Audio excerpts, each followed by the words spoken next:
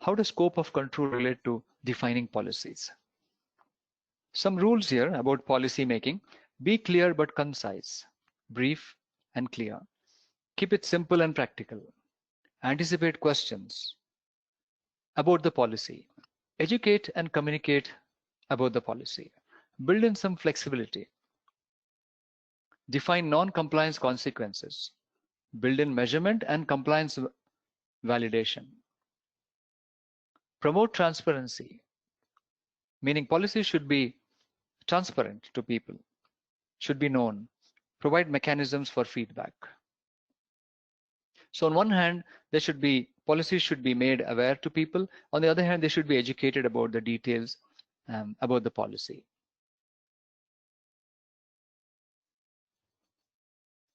So let's take an example looking at some of these principles of policy definition. Let's say there is a password policy. If the password policy is too complex, or the management requires frequent changes of the password, then it becomes difficult to enforce or comply with it. So for example, password change required every week may not be a good policy. On the other hand, every 90 days is a good policy. So the proper decisions have to be made on regarding policies.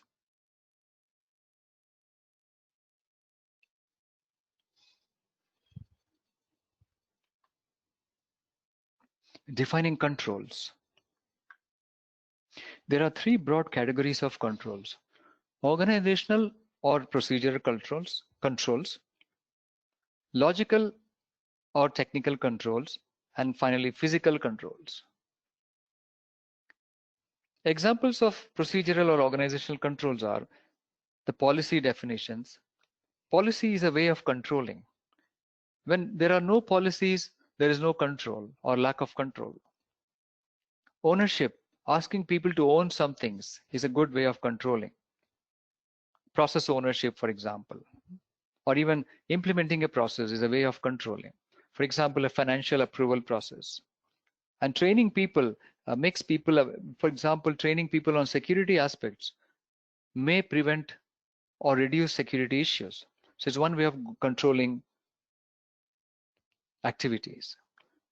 Technical controls or logical controls, it's about required fields in a form. Certain forms must be filled in, for example, a phone number, or scripting, using scripts to automatically run something, and automated workflow systems, wherein as soon as somebody provides their input, the system automatically moves the information to someone else. Passwords are also technical controls.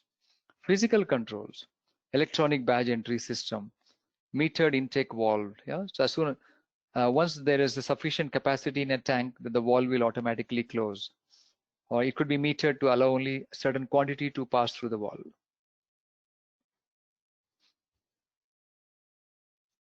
So once again, procedural, technical, and physical controls.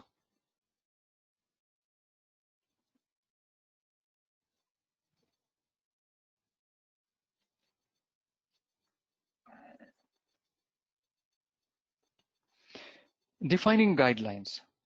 Guidelines must be seen as helpful. They must be easy to access, understand, and follow.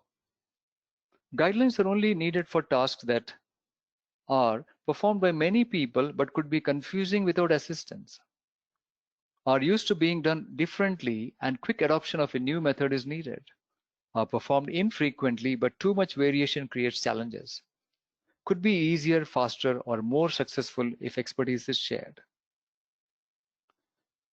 As an example, there could be some guideline for providing for performance feedback to employees. So for example, every half a year or quarterly or annually, managers provide feedback to their employees about their performance.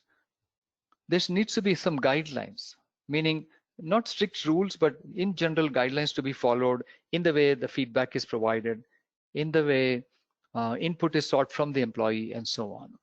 Therefore, such things are performed by many managers, and each one may do in their own way without providing a guideline.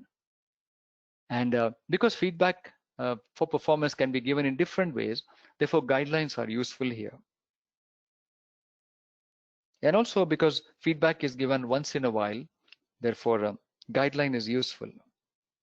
And having that guideline makes it easier and faster, because the guidelines are usually created by a group of people or experts to make it successful for everyone and easy, convenient, and consistent for everyone, while allowing flexibility.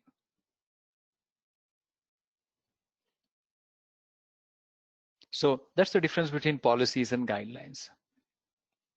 In case of policies, for example, a policy might say that an employee cannot share their passwords with others, and non-compliance will be subject to disciplinary action. But guidelines are usually not like that.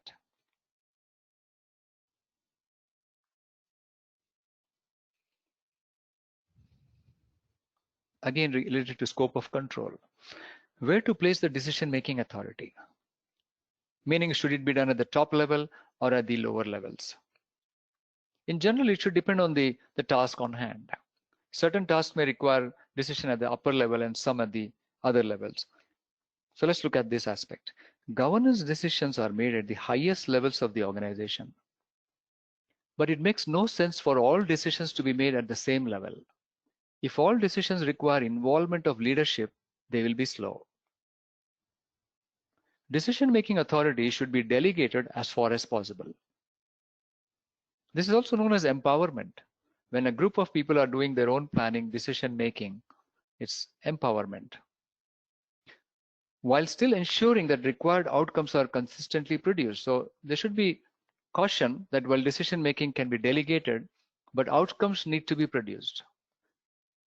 And this helps to ensure people are respected, motivated, and valued when they are allowed to make decisions.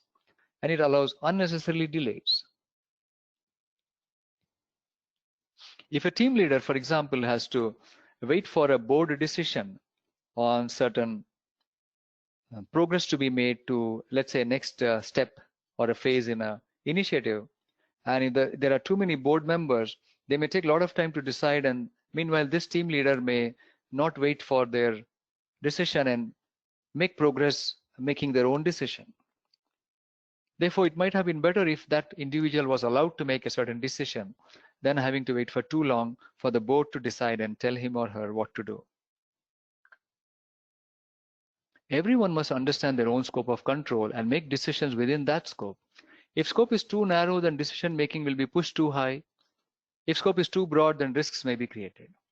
Meaning an individual may decide up to a certain point only. Allowing too wide a decision-making authority can create risks.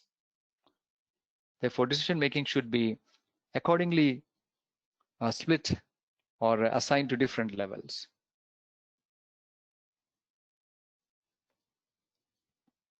A good example of placing the decision-making authority at the right level is, let's say I want to improve a service which I own. I can decide to do so while I may have to take input from relevant stakeholders. I need not seek permission from anyone else to improve my own service, which I own. However, I have to be sure that if my service interfaces to other services, those should not be disturbed. For those things, I may have to consult the other service owners before I can decide. For example, if it's a vital business function, in a bank, it could be a trading system, yeah, or an account management system, a savings account management system. Then the owner of the service may have to, maybe in such a case, some service decisions may have to be made by the committee or a board rather than just by a service owner. While other decisions could be made by the service owner.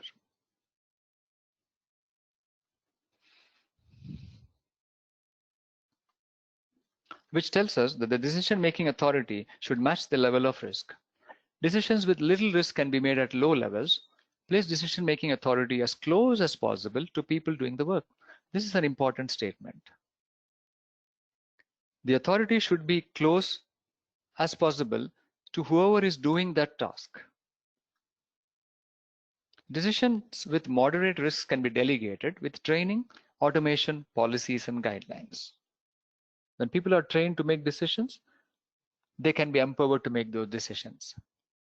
Automation can also be done. For example, in a DevOps pipeline, in the software world, once the DevOps pipeline toolset determines that a software is error-free, after its automated analysis, it can push it to testing.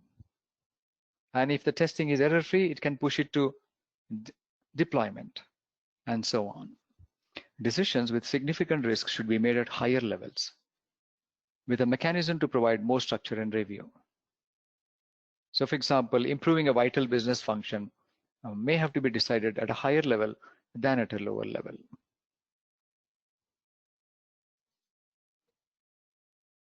And that brings us to the end of this small section, nevertheless an important section, number 2.